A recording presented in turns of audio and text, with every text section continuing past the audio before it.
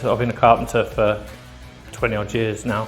Second fixing I prefer to do, doing the doors, the architraves, door stops and skirting. Cordless for me is important because obviously most sites nowadays, they don't supply power. So having all the tools on the same battery platform is golden. You know? There's no downtime, there's no time wasted. So the depth selector is ideal, it's tool free, and you can adjust it to suit different materials that you're using. The changeable nose pieces on the gun I find was really handy. You can easily change them over. They just pop on and pop off.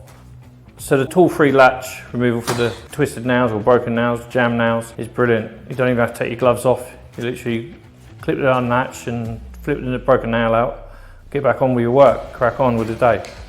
It's ideal. We've got quite a lot of pride in our work. At the end of the day, you're only as good as your last job. So we always try to make sure we're going above and beyond. Our work's not hidden, it's on show. So obviously everything needs to be second to none.